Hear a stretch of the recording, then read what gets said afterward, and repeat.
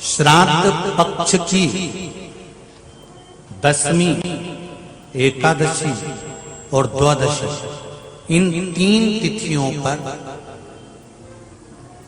एक रोटी में थोड़ा सा मीठा रखकर सोमक पितृ का नाम लेकर यदि गाय को खिला दिया जाता है, तो अगर कोई पूर्वज प्रेत योनि में भी पड़ा हुआ होता है, भटक रहा होता है, जिसको पिंड नहीं मिला, जो अचानक मर गया होता है, अधोगति में चले गया होता है, उस जीव की मुक्ति दशमी श्राद्ध पक्ष की, एकादशी श्राद्ध पक्ष की और द्वादशी श्राद्ध पक्ष की, ये 3 दिन सोमक पितृ का नाम लेकर रोटी में, पूड़ी में मीठा रखकर अगर गाय को खिला दिया जाता है ये 3 दिन तक, तो वो पितृ कभी भटकते नहीं है, उनको मुक्ति प्राप्त हो जाती है मोक्ष में। पितृपक्ष को हम समझे। किसी ने कहा नखून मत काटना, किसी ने कहा नया कपड़ा मत लेना, पितृपक्ष में 16 दिन नए कपड़े नहीं लेना चाहिए, कोई कहे ये नहीं करना चाहिए, कोई कहे मकान का मुहूर्त, कोई कहे ये मुहूर्त, कोई कहे वो मुहूर्त, कोई कहे अच्छा काम करने के लिए मत जाओ, अच्छा मंगल कार्य के लिए आगे मत बढ़ो। शिव महापुराण की कथा कहती है कि पितृ बुरे नहीं होते हैं,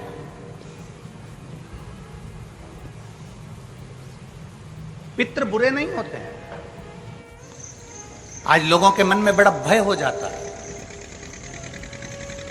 व्हाट्सएप खोलो, फेसबुक खोलो, तो ब्राह्मणों के लिए लोग कमेंट्स करना प्रारंभ कर देते हैं कि अब श्राद्ध पक्ष चालू हो गया, ब्राह्मण जीमने के लिए जाएंगे। कोई ब्राह्मण की तुलना कौवे से कर देता है, कोई कुछ कह देता है, कोई कुछ कह देता है। ना,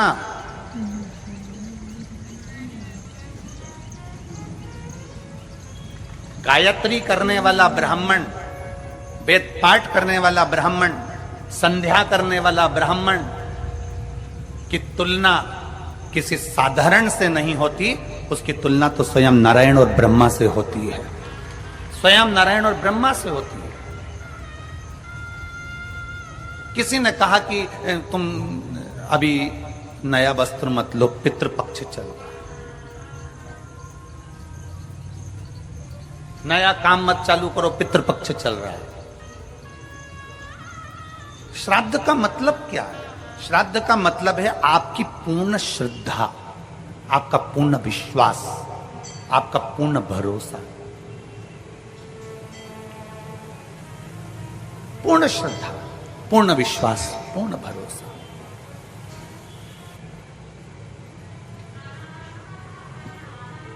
पितृपक्ष श्राद्ध का समय गलत समय नहीं है।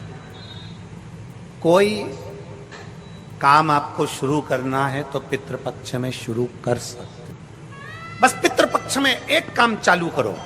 पितृपक्ष में बन सके गौ माता को रोटी दो, पितृपक्ष में बन सके गौ माता को जल दो, पितृपक्ष में बन सके तो भूखे को भोजन कराओ, प्यासे को पानी पिलाओ। पितृपक्ष में बन सके, तुम्हें किसी ने कह दिया, कोई विद्वान ने तुम्हें बता दिया कि तुम्हारे पितृ दोष है, तुम्हारे घर में काल सर्प दोष है, तुम्हारे घर में ऐसा दोष है, तो एक काम चालू करो, 16 दिन श्राद्ध के एक चावल का दाना देवाधिदेव महादेव के शिवलिंग पर समर्पित करो, दूसरा चावल का दाना अशोक सुंदरी की जगह पर समर्पित करो, और 1 लोटा जल पहले अशोक सुंदरी वाली जगह पर थोड़ा सा चढ़ाओ, उसके बाद शंकर भगवान को उस जल को अर्पित करो, अपना गोत्र बोलकर, अपने पितरों का स्मरण कर कर आपका पितृदोष अपने आप शांत हो जाएगा, दोष मिट जाएगा,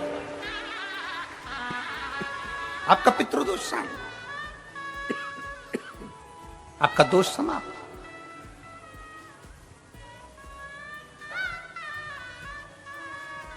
एक चावल का दाना शिवलिंग के ऊपर, एक चावल का दाना अशोक सुंदरी के ऊपर। और जल कहां चढ़ाना है? पहले जम के बोलो जरा, आवाज नहीं आई, जम के बोलो जरा, अशोक सुंदरी की जगह। और फिर जल कहां चढ़ाना है? शिवलिंग के ऊपर। शंकर बाबा क्या बोलकर? अपना गोत्र। जिसको गोत्र नहीं मालूम उसको एक चीज मालूम होना चाहिए, शंकर का नाम। श्री शिवाय नमस्तुभ्यम, ओम नमः शिवाय, नमः शिवाय। गौरी शंकर। शिव महापुराण की कथा कहती है दक्ष प्रजापति के पुत्रों को देवऋषि नारद ने भजन में लगा दिया। एक बेटी हुई जिसका नाम था स्वधा। क्या नाम है उसका? जम के बोलिए जरा, स्वधा।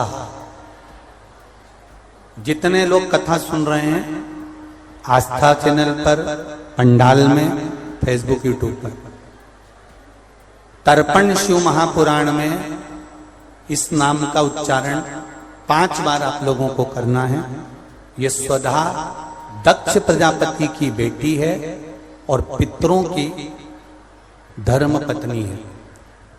इस पितरों की धर्म पत्नी स्वधा का नाम लेने से, अगर हमने कंडा, गोबरी, गाय का जो गोबर होता है कंडा, उसको जलाकर अगर धूप नहीं दी हो, या किसी ब्राह्मण को भोजन आदि नहीं कराया हो, या तिलांजलि तर्पण नहीं करा हो, पिंड नहीं दिया हो, या श्राद्ध पक्ष में किसी को कोई दान ना करा हो, तो उसका दोष ना लगे, उसके लिए तर्पण शिव महापुराण में पितरों की धर्म पत्नी स्वधा का नाम का स्मरण आप और हमको साथ में करना है। सभी लोग एक साथ में बोलेंगे, स्वधा स्वधा स्वधा स्वधा स्वधा। बस ये 5 बार जो उच्चारण आपने पितरों की धर्मपत्नी स्वधा का करा है, जिस समय पर पितृलोक से आर्यमा देव के साथ में हमारे यहां पर आते हैं। और मेरा बहुओं से निवेदन है, बेटियों से निवेदन है, माताओं से निवेदन है, मान लो आपको कोई ब्राह्मण देवता ने कहा कि आपके यहां पितृदोष है,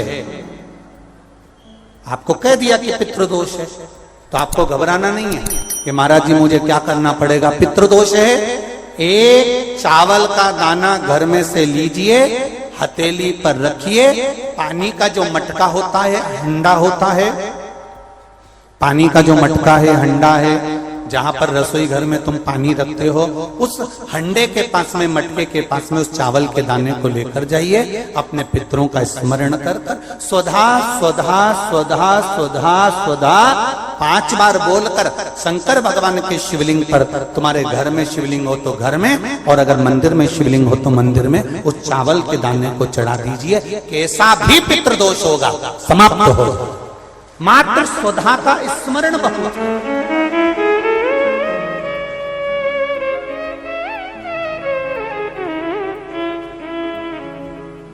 हम तो उनसे भी कहेंगे जिनका बार बार एक्सीडेंट होता हो,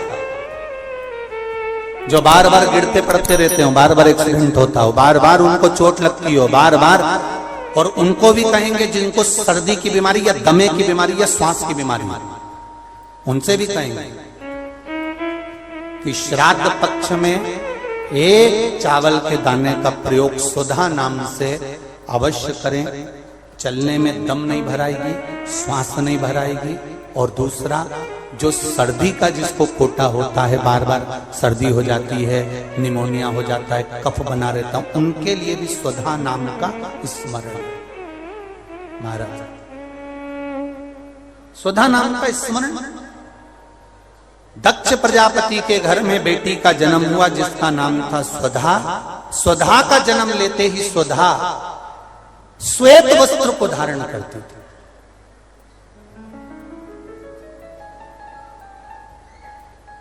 कोई वस्त्र अगर स्वधा पहन रही है तो श्वेत वस्त्र धारण कर रही है।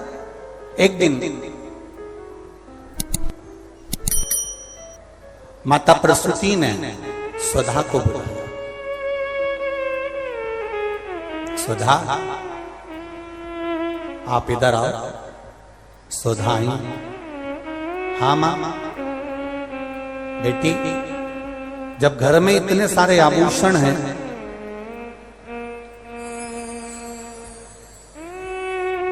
और घर में इतने सारे आभूषण जब रखे हुए हैं, तो तुम उन आभूषणों को धारण क्यों नहीं करते? उन आभूषणों को क्यों नहीं पहनते? घर में इतने सारे वस्त्र रखे हैं तो तुम उन वस्त्रों को धारण क्यों नहीं करते?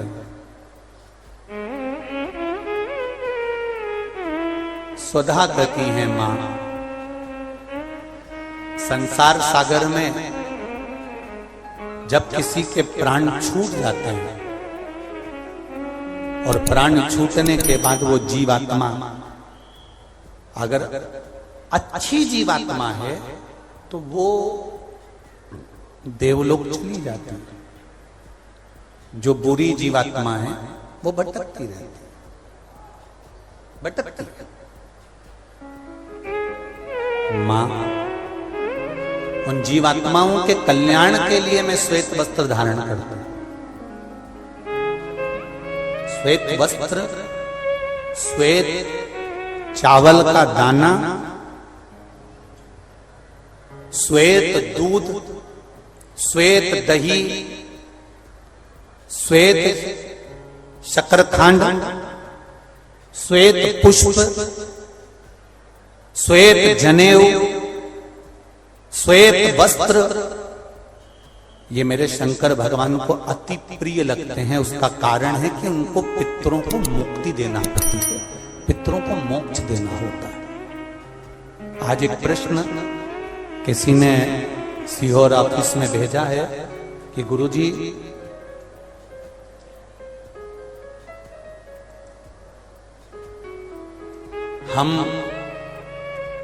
हमको श्राद्ध पक्ष में हम जो ब्राह्मण को भोजन कराते हैं या हम किसी को भोजन कराते हैं तो वो हमारी जीवात्मा को क्या वो मिलता है?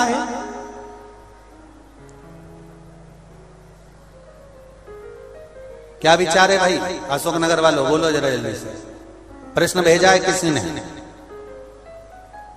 हम अगर किसी ब्राह्मण को भोजन करा रहे हैं, हम किसी को भोजन दे रहे हैं तो वो हमारी जीवात्मा को मिलता। 3 प्रश्न हैं और तीनों प्रश्न का उत्तर जरा देखिएगा, बड़ा ध्यान रखना। और जिसने प्रश्न करा है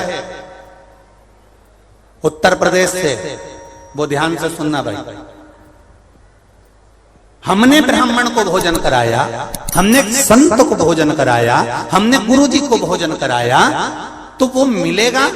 पहले तो ये अंदाजा करिए कि आप भोजन दादा ससुर के नाम से करा रहे हो तो दादा ससुर का नाम लेना पड़ेगा। बोलो सही है कि गलत है? गोत्र बोलना पड़ेगा।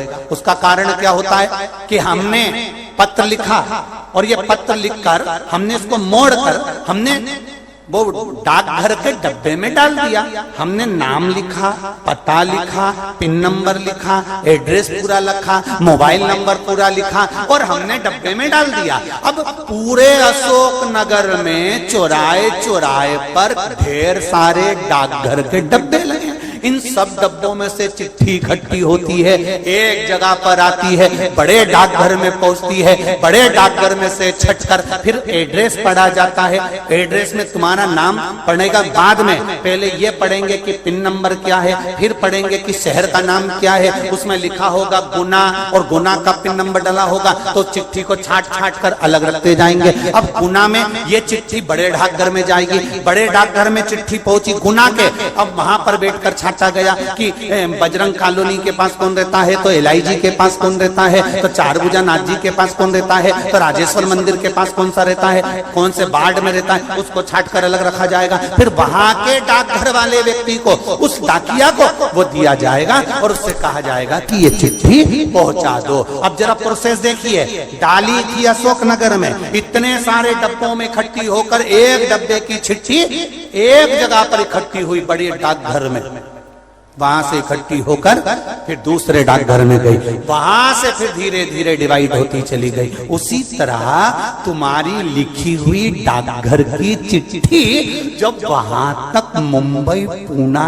तक जा रही है और सही जगह नाम और एड्रेस है तो सही जगह पहुंच रही है। उसी तरह अगर श्राद्ध पक्ष में तुमने ब्राह्मण को भोजन कराया है, नाम और गोत्र लेकर कराया है, तो वो उस तक पहुंचता ही है, ये निश्चित है, उस तक पहुंचेगा। फिर दूसरा प्रश्न किया उसने, गुरुजी से पूछ के बताना कि गुरुजी तो कथा में कहते हैं कि मनुष्य की योनि छूटने के बाद फिर कौन सी योनि मिलती है किसको मालूम। ये गुरुजी ने कथा में कहा। तो हम भी नहीं कह रहे झूठ की हमने कथा में नहीं की, हमने कहा। तो उसने प्रश्न करा, अगर वो दूसरी योनि में होगा तो तुमने जो भोजन दिया हो सकता है वो सांप बन गया, चींटी बन गया, झिंगूर बन गया, शेर बन गया, तो वो खीर पूड़ी खाएगा क्या?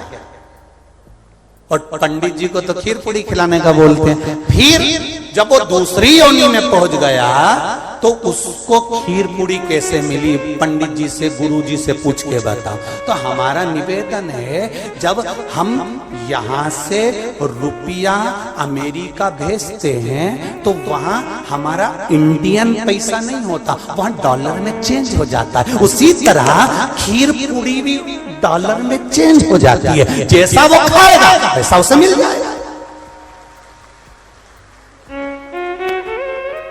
जब भारत की करेंसी, भारत का पैसा यहां से डाला आपने अमेरिका, तो अमेरिका में बदल गया, आपने ऑस्ट्रेलिया डाला वहां में बदल गया, आपने कहीं डाला नेपाल ले गए तो नेपाल की करेंसी में बदल गया। जब यहां का रुपया